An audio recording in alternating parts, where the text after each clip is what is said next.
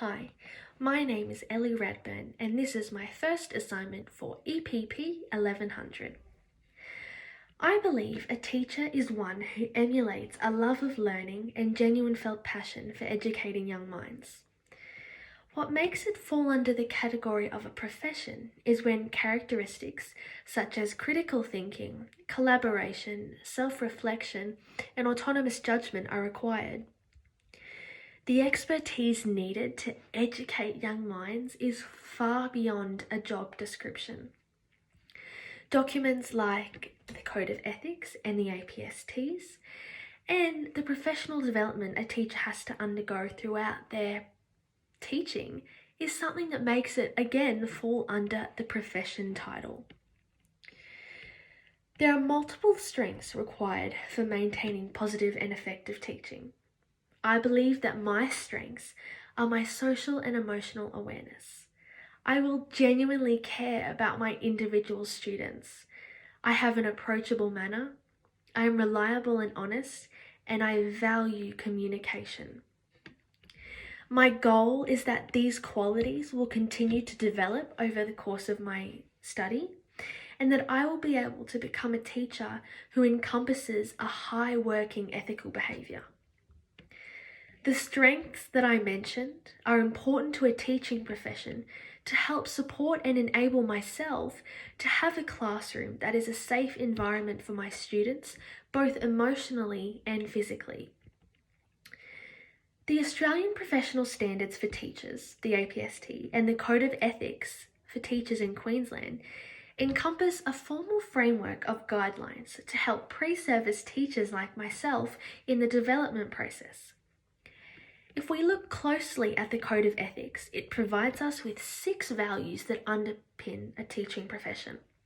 Each value represents an ethical behaviour that will endeavour to produce a teacher with integrity, dignity, responsibility, respect, justice, and care. As children are entrusted into our care, it is our job to reassure with confidence that our ethical behaviour is set, to naturally show those 6 values along with the standards from the APSTs. One aspect that is mentioned in the document of the APSTs is number 1, know your students. Through this will come a found respect from parents and guardians, because to know that their child is being sown into and individually cared for brings about an element of respect and reassurance of trust. In order to have that respectful and engaging relationship with the parents, communication will be the best tool for that, hence the importance of it for this very profession. I aspire to be a teacher who is known for their genuine passion, their care, and their support, their equal support given to each student. One who assists and accommodates everyone's learning capabilities, and one who makes classes fun, rewarding, and engaging. These hopes have all stemmed from the amazing educators I was blessed with in my schooling years. I believe the effect a teacher can have on one is major. Additional to my teachers being the reason why I'm stepping into education myself is another encouragement that came from an on-campus class in week 3. As a class, we viewed a TED Talk of Rita Pearson, and there was 3 main pointers that I took away from it. 1, human connection is so important. 2, kids won't learn from someone they don't like. And 3, every kid deserves a champion. Such impactful and influential words that spoke to me and encouraged me and reassured me that this profession is the right one for me. If we look at philosophies, I find myself most inclined to the Montessori approach. Montessori Academy explains this teaching method in that it offers a view that knowledge isn't passively learned by listening to words.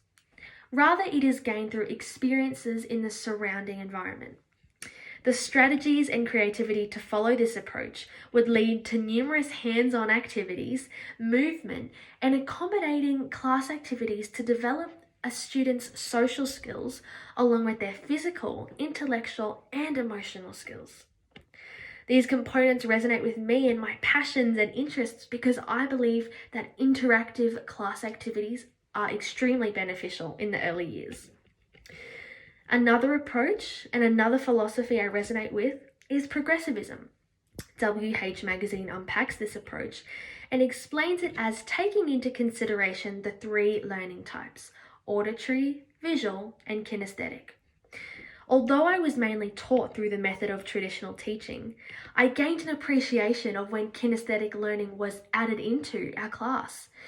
I saw the positive effect it had on me and my peers, and it has in turn encouraged me to want to incorporate that in my learning type as a pre-service teacher and future teacher.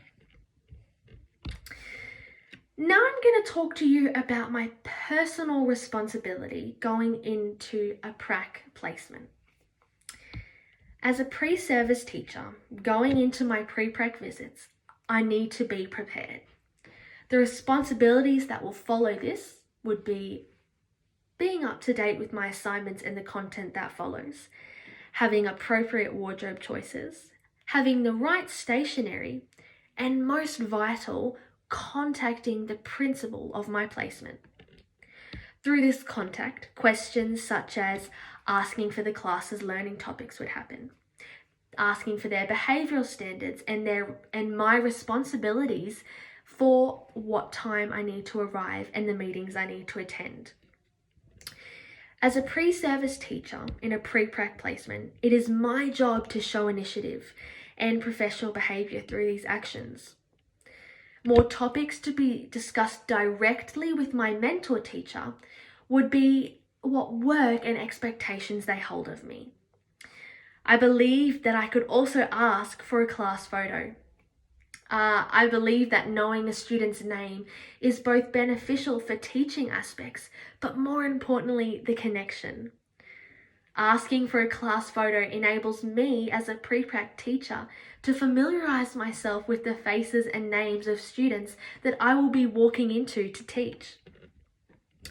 Throughout my prac placement, communication will be extremely vital.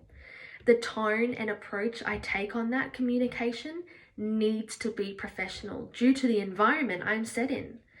I am required as a pre-service teacher to uphold a respectful manner and engage with my mentor teacher, her colleagues, and the students with that same respect.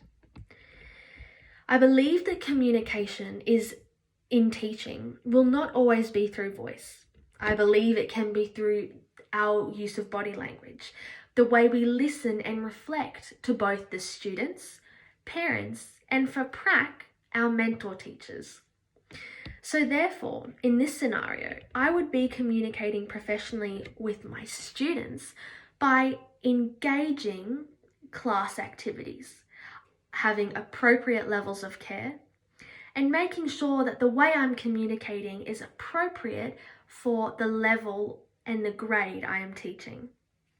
By doing these actions, I will be putting in place both the Code of Ethics, 6 main values, and abiding by the standards of the APST documents.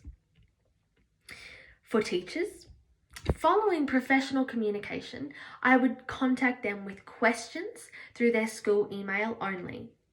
Approach them with queries and concerns in appropriate timeframes, and listen to their directions and feedback. Communication is most critical between myself and the mentor teacher because they are the person of authority in that classroom. As a pre-service teacher and future educator, I understand that I will always be learning and growing professionally. This excites me and encourages me because there will be ever-changing, creative and development to be had in this chosen profession. I am excited and I cannot wait to keep studying. Thank you.